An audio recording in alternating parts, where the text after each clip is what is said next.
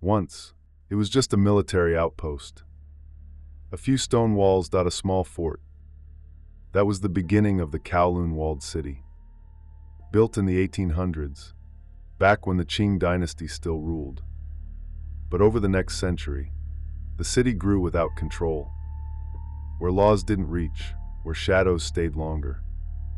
By the 1980s, over 30,000 people were packed into a space the size of a few city blocks. A place where sunlight never touched the ground. A place forgotten by the world, but remembered by the dead. The story begins in summer, 1983. A hot and humid night, Kowloon Walled City.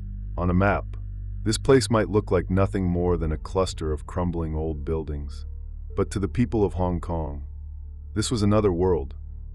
A hidden kingdom of vice, sex, gambling, and drugs, all side by side.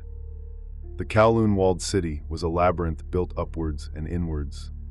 Buildings stacked upon buildings, floors merging into other floors, one level bleeding into the next, like a maze forgotten by time.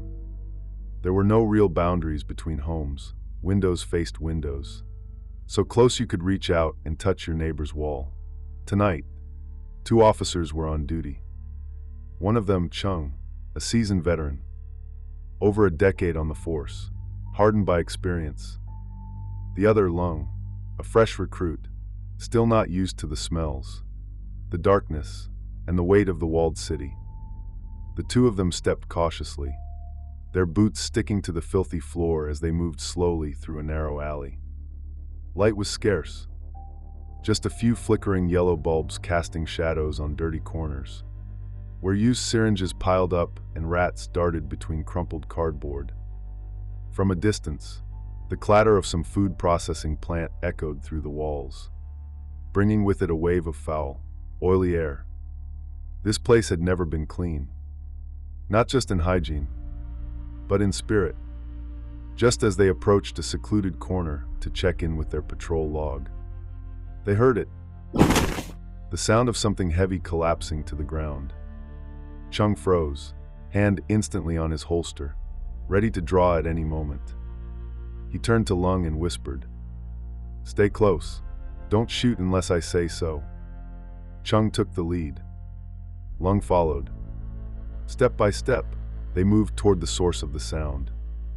A shadowy corner ahead. A figure lay crumpled on the ground. A drug addict, thin as bones wrapped in skin. Chung stepped forward without hesitation and gave him a hard kick.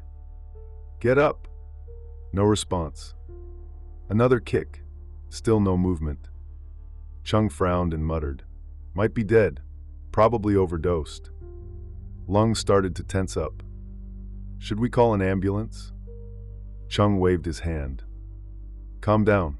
No need to rush. Call someone to pick up the body first. We've got a ton of paperwork to do already." Just as Lung reached for the radio, a low, raspy moan broke through the silence. Lung flinched, his hand trembling, nearly dropping the walkie-talkie. The corpse suddenly stirred, slowly rising, unfocused eyes staring blankly ahead, drool dripping from the corner of his mouth, his body filthy, broken, and barely human. He looked at them with a dazed, hollow gaze. Chung exhaled. "Not dead, huh? Then get lost. Don't let me catch you here again." Lung tried to steady his heartbeat. Just a false alarm. And with that, the tension in the air began to ease. After reporting the encounter and signing off at their checkpoint, Chung and Lung continued on their patrol. They eventually reached the front of a small restaurant. Chung suddenly stopped, tapped Lung on the shoulder. "Let's sit down, grab something to eat. No need to rush, hot as hell tonight." Lung nodded, and the 2 stepped inside. The place was small, dim lighting. A ceiling fan squeaked overhead. The air was thick with the smell of cooking oil and dried salted fish. Their food had just arrived. They were about to dig in. "Attention all units on patrol. Kowloon Walled City. Building 4. Flat 44 on the 14th floor. Reports of a woman screaming. Suspected assault in progress. Immediate response requested. The police radio burst to life, slicing through the stillness of dinner. Chung frowned the moment he heard the call. He picked up his chopsticks and let out a long sigh. Why so much shit tonight? Just dealt with that junkie. Haven't even had 2 bites and now this. Lung looked at the radio, then back at Chung. He hesitated, then said, "Shouldn't we go check it out first? I mean, someone called it in. We shouldn't ignore it." Chung didn't even look at him. He just kept picking at his food. "Take it easy. Eat first. If you're that eager, go ahead. You check it out." Lung froze for a second, clearly torn. If he didn't go, his conscience wouldn't let him sleep. But if he did go alone, it might come off as insubordination. Chung finally looked up. "Just go take a look. Don't rush. Be careful. If nothing's going on, come back down. If something is happening, call it in. I'll head up right away." Lung nodded, took his walkie-talkie, and set off alone. The location, an old, decaying apartment block deep within the walled city. From street level, the building loomed overhead, stacked like bricks, dim yellow bulbs flickering on a few random balconies. The moment Lung stepped into the building, a cold shiver ran down his spine. No elevator, 14 floors up, and only one way there, the stairs. Suddenly, he understood why Chung had stayed behind with his noodles. The stairwell was pitch black. No lights, no voices, no signs of life. Just the echo of his own boots, his breathing, and the occasional drip of water from a leaking pipe. One hand on his service pistol, the other gripping the rusty railing.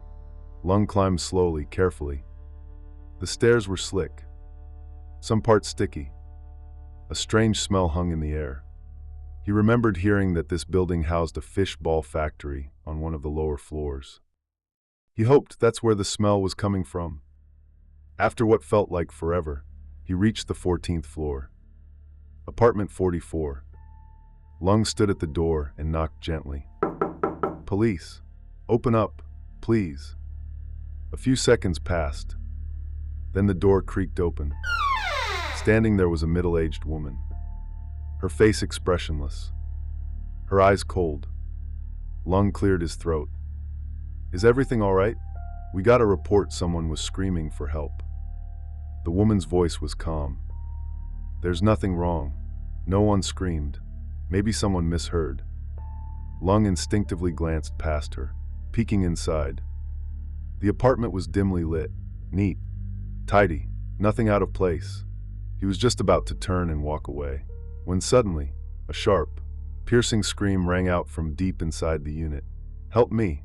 Lung reacted instantly. He shoved the door wide open and rushed in. At the end of the hallway, a middle-aged woman stumbled into view. Her face was twisted with panic, her arms flailing as she ran straight toward him. Lung froze. His hand hadn't even reached for his gun. His heart pounded in his chest. This woman, was she the one who had just answered the door? Or someone else? Meanwhile, back at the restaurant, Chung was still there, slowly finishing his bowl of noodles. He slurped the last bit of broth, sat for a while, waiting. 10 minutes passed. Then 20. Almost half an hour, and still no sign of Lung. The seconds ticked by. Something felt off. Chung finally checked his watch, frowning. "Shit. Don't tell me something actually happened to the kid." But the radio remained silent. No call for help, no backup request, nothing. Chung couldn't sit there any longer. He grabbed his baton and walked out of the restaurant, quickening his pace as he headed toward the building. In his heart, he already knew. This building was no different from the rest in the walled city. No elevator. And this time, no excuse to stay behind. Step by step, he climbed the wet, dim stairwell, the musty air sticking to his lungs like damp cloth. When he finally reached the 14th floor, he knew something was wrong. The entire floor was pitch black, silent, abandoned. Not a soul in sight. The apartment doors were old and broken. Not all of them had numbers. Some were missing completely. Some hung off the hinges. Chung moved slowly, walking past one unit after another, trying to guess which one was Unit 44. Finally, Chung found one unit that stood out. The door was sealed shut with a rusted iron chain. The wood was rotten, hinges rusted, and on the surface, a torn, faded red talisman, pasted across the door. Chung stepped up and knocked loudly. "Lung, are you in there?" No answer. He knocked again, harder. Still nothing. The floor was dead silent. So quiet he could hear his own breathing. He looked around. Not only was Lung nowhere to be seen, it was as if the entire floor was abandoned. Not a single neighbor. Not a single sound. Chung didn't wait any longer. He grabbed his radio. "This is Officer Chung. We've got a missing officer. Request immediate backup at Kowloon Walled City." While waiting, Chung had knocked on nearly every other door on the floor. No one responded, not one. About 15 minutes later, several officers arrived with tools. Finally, the chain snapped, the door creaked open. And the moment it did, a wave of foul, rancid stench poured out from inside. Several officers immediately rushed in. In the center of the living room, Lung was lying motionless on the floor, unconscious. One officer shouted into the radio, "Get an ambulance here now. Officer down, he's unresponsive." The apartment itself. Cracks lined the walls. The air inside was still, stale, and heavy. It felt like no one had lived there in years. Lung was rushed to the hospital. Hours later, he finally came to. Chung was there the moment he opened his eyes. Without missing a beat, he leaned forward. "What happened in there?" "The door was chained from the outside, but you were inside." "How the hell did you even get in?" Lung's brow furrowed. His eyes were still distant, unfocused. "When I got there, the door wasn't locked. A woman opened it, said nothing was wrong. Then I heard someone screaming for help inside. I ran in, and then this middle-aged woman came running at me. After that, I remember nothing." Silence fell over the hospital room. The other officers standing around exchanged uneasy looks.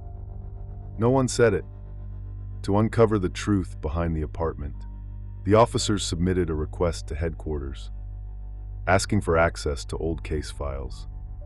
After hours of digging through dusty archives, they finally found it, a case from 10 years ago. A murder. The location, flat 44. The victims, 2 women. One around 20. The other, in her 50s. Mother and daughter. The killer? Not just any criminal. A former police officer. The younger woman had been in a relationship with the suspect. A messy, obsessive entanglement that spiraled out of control. He killed her in a fit of rage. And when her mother came home, walking in on the murder scene, he killed her too. After that night, strange things began to happen in flat 44. Whispers, screams, sounds no one could explain. One by one, the neighbors on the 14th floor moved out. Eventually, the entire floor became deserted. Flat 44 was sealed, with chains. When Lung heard the story, his heart sank. An officer pulled out the old case file and placed 2 faded photographs on the table. Lung looked at them and froze. The woman who answered the door that night, and the woman who lunged at him inside the unit, were the same 2 women in the photos. No one spoke. Every officer in the room was silent. A few days later, Kowloon Walled City, 14th floor, flat 44. Several officers, in plain clothes, stood in front of the door. Quietly, they laid down incense sticks, fruit, and Joss paper. The flames flickered. Smoke curled upward.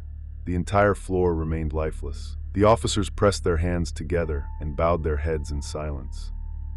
Lung was the first to speak. "We're sorry. We know the one who hurt you was one of our own. We're not here to excuse him. But we need you to know. We weren't part of it." Another older officer stepped forward. "There's a saying. Every debt has its debtor. The man who killed you is in prison now. He's paying for what he did. Please, let go of your anger that don't come for the living." The moment he finished speaking, the entire floor went still. Suddenly, a strange wind swept through the corridor.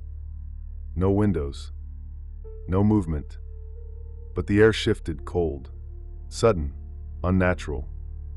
The incense flames began to flicker, and one by one, every single stick of incense went out. The candles, too, snuffed instantly. The floor was plunged into darkness. Not a word was spoken. No one asked why. No one dared. Without discussion, the officers turned, quietly descended the stairs, and left. The Kowloon Walled City no longer exists. Once the most densely populated place on Earth. Over 30,000 people living in just 6.4 acres of interconnected, lawless chaos. For decades, it stood in legal limbo, a forgotten relic between British and Chinese authority, a place where light barely reached, and shadows never left. In 1993, the government began its demolition. By 1994, it was gone, replaced by a public park, but some stories never really left. Thanks for watching. This is Hong Kong Ghost Files.